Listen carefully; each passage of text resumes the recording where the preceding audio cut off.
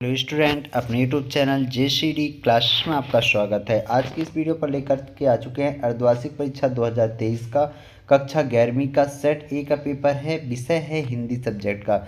यदि आपको 80 में से 80 पूरे अंक चाहिए तो वीडियो के लास्ट तक बने रहना और जितने भी क्वेश्चन प्रोवाइड करा रहा हूँ सभी क्वेश्चनों को अच्छे से तैयार कर लेना, अच्छे से याद करके जाना प्यारे बच्चों। 1001% रियल और ओरिजिनल पेपर है ये, ठीक। 1001% रियल पेपर है, सेट ए का है, ठीक। तो यहाँ पास आप देख सकते हैं सही विकल्प का चयन करना है। तो पहला क्या है, कबीर ने कुम्हार को किसका प्रतीक माना है? तो कबीर ने कुम्हार को किसका?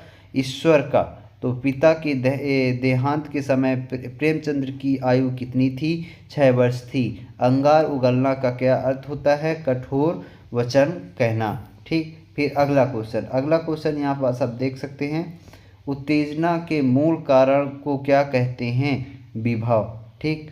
खुदाई के समय गर्मी कम करने के लिए कुएं के ऊपर से क्या फेंका जाता है? रेत, ठीक। फिर यहाँ पास देखिए, पत्रकारिता लोकतंत्र कौन सा स्तंभ है देश का? चौथा स्तंभ माना जाता है पत्रकारिता को।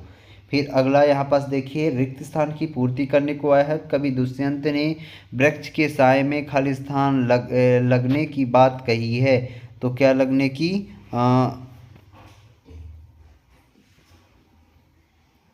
के साए में खाली स्थान लगने की बात कही है, छाँव होगा। फिर इसमें दूसरा, शूटिंग वाले घर के पड़ोस में एक खाली स्थान रहता था, धोबी रहता था। सदयुग के खाली स्थान प्रकार हैं 3, ठीक। और चौथा, पाँचवा और छठवें को आप देख लेना, इसका मेरे को नहीं मिला है अच्छे से। फिर यहाँ पास देखिए, सत्य असत्य दिया गया है।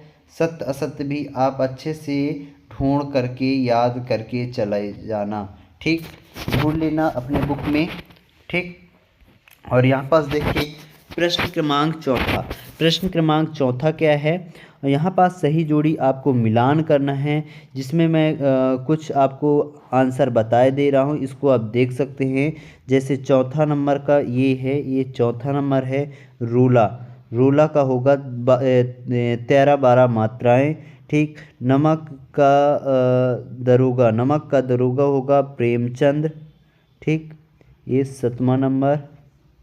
और राजभाषा का होगा सरकारी कामकाज, ठीक, 3रा नंबर।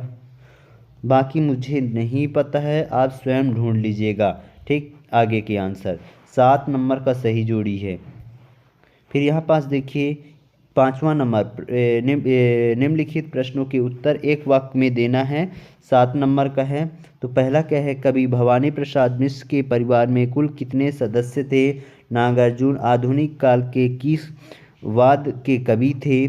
2 या 2 से अधिक व्यक्तियों के बीच होने वाला संभाषण क्या कहलाता है? लोहे का पेड़ किसके लिए बनवा सकते हैं? फिर पटकथा की मूल इकाई क्या होती है? आंधारी किस भाषा का शब्द है? संकलनयंत्र क्या है? तो इन सभी के आंसर आपको स्वयं बुक में ढूंढना है और याद करना है। स्वयं याद कर लो, अभी आपके पास टाइम है, अच्छे से ढूंढ लेना और याद करके जाना। यहाँ पास देखिए अगला क्वेश्चन, 2 नंबर का क्वेश्चन है, यहाँ से स्टार्ट हो जाता है। भारतेंदु योग की किन्हीं 2 विशेषताओं को लिखिए। क्या है? भारतेंदु योग के किन्हीं 2 विशेषताओं को लिखना है और इसके अथवा में नई कविता की किन्हीं 2 विशेषताओं को लिखिए। दोनों में से कोई एक अच्छे से तैयार कर लेना। ये एकदम 1001% ओरिजिनल पेपर है प्यारे बच्चों, अच्छे से तैयार कर लेना, देख लेना पेपर में यही आपको देखने को मिलेगा, ठीक। अगला क्वेश्चन, लोक लाज खोने का क्या अभिप्राय है? मीरा के पद के आधार पर बताइए। 2 नंबर का क्वेश्चन है और इसके अथवा में है, मायके आई बहन के लिए कवि भवानी प्रसाद मिश्र ने घर को परिताप का घर क्यों कहा है। ये भी बहुत महत्वपूर्ण है। फिर अगला क्वेश्चन क्या है, विभत्स रस की परिभाषा उदाहरण सहित लिखना है। 2 नंबर का क्वेश्चन है और इसके अथवा में है, मुक्त काव्य और खंड काव्य में अंतर लिखने को आया हुआ है, तो इसको अच्छे से तैयार कर लेना। दृष्टांत अलंकार की परिभाषा उदाहरण सहित लिखना है और इसके अथवा में है, शब्द शक्ति की परिभाषा उदाहरण सहित दीजिए। तो आप प्रश्न क्रमांक 9 तक सभी प्रश्नों को अच्छे से तैयार कर लेना, क्योंकि यही आपको पेपर में देखने को मिलेगा। और अभी तक जिन्होंने चैनल को सब्सक्राइब नहीं किया, फटाफट चैनल को सब्सक्राइब कर दो। इस वीडियो में प्रश्न क्रमांक 9 तक के उत्तर मैं आपको पूरा बता रहा हूँ, इसको देख लीजिए अच्छे से और तैयार कर लीजिए। फिर इसके आगे का सेकंड पार्ट पर आएगा पूरे उत्तर।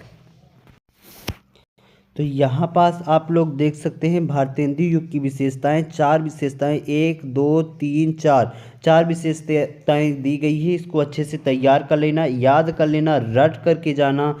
100% ओरिजिनल पेपर है प्यारे बच्चों। ठीक,